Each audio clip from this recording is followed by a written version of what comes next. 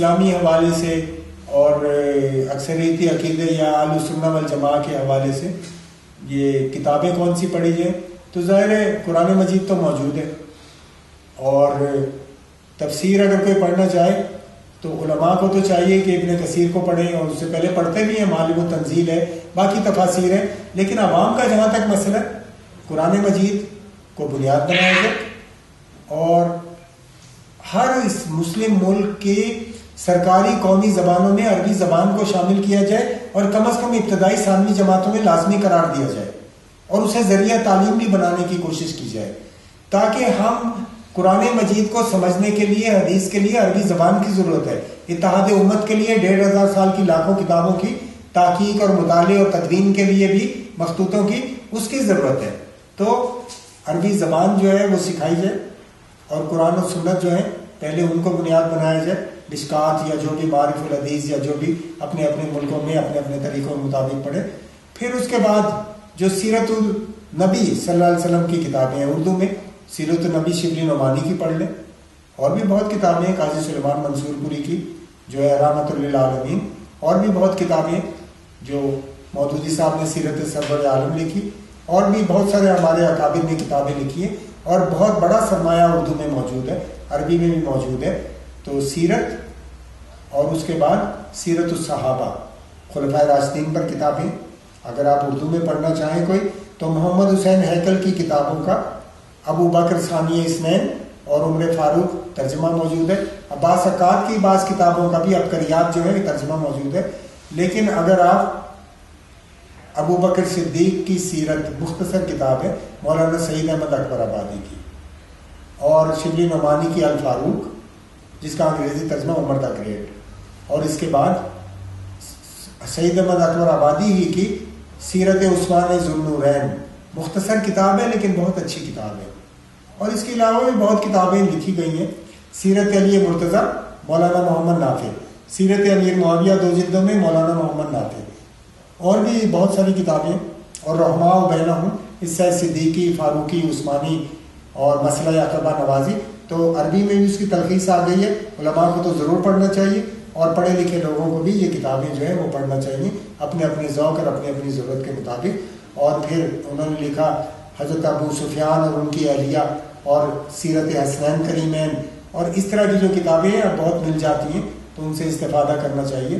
اور فقہی مسائل کے حوالے سے بھی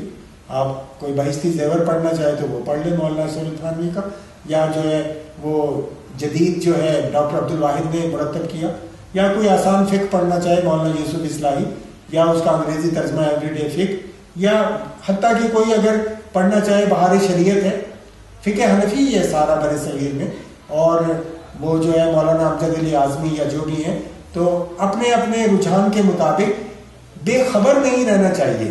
فقہی مسائل میں بھی کوئی نہ کوئی کتاب ہر سنی العقیدہ مسلمان کے گھر میں اس کے مسلک کے مطابق ہونی چاہیے، اور آسان فقہ میں حاشیے میں اہل حدیث کا مسلک بھی دیا گیا ہے۔ آج ہمارے گھروں میں حدیث کی کتاب نہیں ہے، ہمارے گھروں میں فقہ کی کتاب نہیں ہے، اور مساجد میں بھی ائمہ جو ہے وہ بہت سارے ان چیزوں سے واقف نہیں ہیں، عربی زبان میں پڑھ نہیں سکتے، تو ان کتابوں کو یعنی قرآن مجید اور کوئی ترجمہ تفسیر، بڑی اچھی تفسیریں ترجمے موجود ہیں۔ آپ دیکھیں مولانا یہ جو کراچی والے ہیں مولانا تقی عثمانی کا اردو ترجمہ جو مفتی شفیع صاحب کے حوالے سے، اور پھر اسی کا انگریزی ترجمہ، اور ادھر جو ہے مولانا مودودی کا جو ترجمہ ہے وہ دائیں طرف عربی ہے، بائیں طرف اردو ہے، اور نیچے حواشی ہے، مختصر ہے اور عمدہ زبان ہے۔ پیر کرم شاہ کا ترجمہ 1 جلد میں قرآن مجید کا، مولانا امین حسن اسرائی کا ترجمہ 1 جلد میں، وہ تدبر قرآن، ضیاء القرآن، تفہیم القرآن، تو لمبی باتیں ہیں، تو جس ترجمے پہ پکتھال کا ترجمہ انگریزی میں، انگریز نو مسلم تھے، ازہر میں بیٹھ کے کیا، عبداللہ یوسف علی کا ترجمہ، علامہ اسد کا ترجمہ، تو اپنے اپنے ذوق اور رجحان کے مطابق جو ہے جس چیز سے استفادہ کرنا ہے عربی سیکھیں، اور ترجمہ قرآن جو ہے وہ نہیں بلکہ براہ راست سمجھیں، اور جب تک وہ نہیں ہے تو پھر کوئی اردو انگریزی ترجمہ سامنے رکھ لیں، اور اسی طرح فقہ کی کتاب، سیرت کی کتاب، اور یہ جو کتابیں باقی ہیں، اب اگر ہم لمبی بات کریں گے تو وہ بہت آگے جائے گی۔ سیر الصحابہ شاہ معین الدین ندوی، سیر الصحابیات اس پہ جو کتابیں، اور تاریخ اسلام بھی جو اردو میں